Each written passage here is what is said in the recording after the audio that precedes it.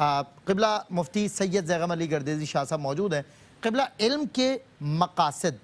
برسبیل تذکرہ اشارہ ہوا تھا، لیکن میں چاہتا ہوں اس پہ وضاحت ہو، علم کے مقاصد کیا ہونے چاہیے، بنیادی بھی اور مجموعی بھی، فرمائیے۔ بسم اللہ الرحمن الرحیم۔ سلمان بھائی، علم کے مقاصد میں سب سے بڑا پہلا جو اہم مقصد ہے رضا الہی کا اصول ہے،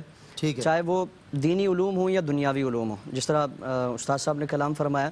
کہ اگر دینی علوم میں بھی رضا الہی کا جو اصول، اس کی جو نیت ہے وہ مفقود ہو گئی تو وہ محض ایک رسم ہی ہے، اور اس کا نہ دنیا میں کوئی فائدہ ہے نہ آخرت میں کوئی فائدہ ہے۔ اور دنیاوی علوم میں بھی اگر رضا الہی کا اصول مقصود ہے، سائنس کا علم حاصل کیا، میڈیکل کا علم حاصل کیا، اور اللہ رب العالمین کی اس سے رضا مقصود ہے کہ اس علم کے ذریعے میں مخلوق کی خدمت کروں گا اور ان کے دکھ سکھ میں کام آنے کی کوشش کروں گا، ملک کے فلاح و بہبود کے لیے میں اپنا کردار ادا کروں گا، تو اگر رضا الہی کا اصول اس میں مقصود یہ ہے تو یقیناً وہ دنیا میں بھی کامیابی کا باعث ہے، آخرت میں بھی کامیابی کا باعث ہے۔ اور بغیر اگر رضا الہی کے حصول کی نیت سے اگر دنیاوی دینی علم بھی حاصل کیا، جس طرح مشہور حدیث ہے نا کہ آپ صلی اللہ علیہ وسلم نے فرمایا کل قیامت کے دن بعض افراد کو اللہ کی بارگاہ میں پیش کیا جائے گا، ان میں سے ایک عالم کے بارے میں فرمایا کہ اس سے اللہ رب العالمین پوچھے گا کہ تو نے میرے لیے کیا عمل کیا، تو وہ عرض کرے گا کہ الہی میں نے علم حاصل کیا، تیرے دین کی تبلیغ کی، ترویج و اشاعت کا میں نے کردار ادا کیا، تو اللہ رب العالمین فرمائے گا کہ تو جھوٹا ہے، تیرا علم حاصل کرنے کا جو مقصد تھا اور تیری جتنی بھی تگ و دو تھی اس کا مقصد ہی یہی تھا، اس کی نیت یہ تھی کہ تیری شہرت ہو، داد و تحسین ہو، تیری واہ واہ ہو، معاشرے میں تیری شہرت ہو، تیرا شہرہ ہو، یہ ساری چیزیں تیرا مقصود تھی، اور تو نے جس چیز کا تقاضا کیا، دل میں تیری جو خواہش تھی ہم نے دنیا میں پوری کر دی۔ یعنی دنیا میں لوگوں کی زبانوں پر تیری شہرت تھی، تیری داد و تحسین کا ہم نے اہتمام کیا، تو نے دنیا میں جو بھی اس کیفیت کی وجہ سے چاہا ہم نے تجھے دنیا میں عطا فرما دیا، یعنی تو نے جو چاہا تھا ہم نے تجھے وہی مل گیا، تجھے مل گیا، آج تو میرے پاس کیا لینے ہے، تو فرمایا کہ اسے داخل جہنم فرما دیا جائے گا۔ یعنی علم کا سب سے بڑا جو مقصد ہے، سب سے بڑی جو نیت ہے رضا الہی کا حصول ہو۔ پھر اس کے بعد علم حاصل کر لیا تو اس کے بعد سب سے جو بنیادی مقصد ہے وہ اپنی اصلاح ہے، اصلاح عقائد ہے، اصلاح اعمال ہے، اصلاح احوال ہے، کہ علم اور عمل کی مثال جسم اور روح کی طرح ہے کہ جس طرح جسم کے لیے اگر روح نہیں ہے تو بالکل وہ ساکت ہے، جامد ہے،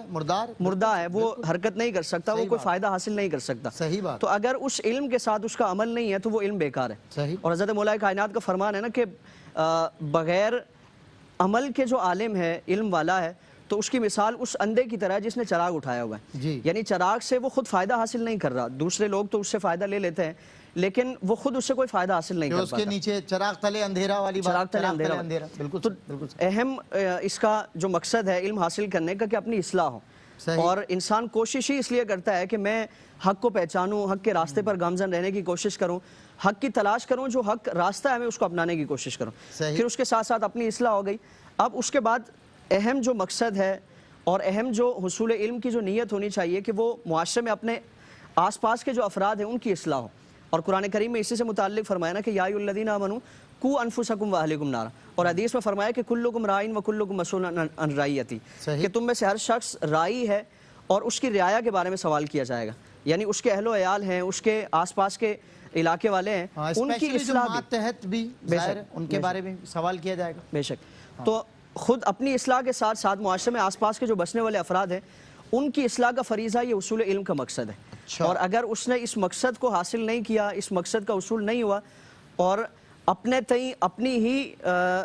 تربیت میں، اپنی ہی اصلاح میں لگا رہا تو یقیناً یہ اس کا عمل قابل قبول نہیں ہوگا۔ صحیح بخاری میں وہ حدیث ہمارے سامنے ہے، آپ صلی اللہ علیہ وسلم نے فرمایا کہ اللہ نے جبریل امین کو فرمایا کہ فلاں بستی کو جا کر ہلاک کر دو۔ عرض کی کہ باری تعالیٰ اس میں ایک ایسا شخص ہے جو انتہائی عابد ہے، انتہائی عالم ہے اور متقی پرہیزگار ہے، وہ اتنے عرصوں سے اس نے پلک جھپکنے کے برابر بھی تھی نافرمانی نہیں کی، تو فرمایا کہ جبریل اس نے میری نافرمانی نہیں کی لیکن آس پاس جو نافرمانی کا ماحول تھا، میری بغاوتوں کا جو ماحول تھا، سرکشی کا جو ماحول تھا، اس میں اس کو کم کرنے کے لیے اس نے کوئی کردار ادا نہیں کیا، جبکہ اس کی ذمہ داری تھی۔ بے شک اس کی ذمہ داری تھی۔ اللہ اکبر، اللہ اکبر۔ تو حصول علم کا اہم جو مقصد ہے کہ اپنے آس پاس کا جو ایک اندھیرا ہے، جو تاریکی ہے، اس کو دور کرنے کی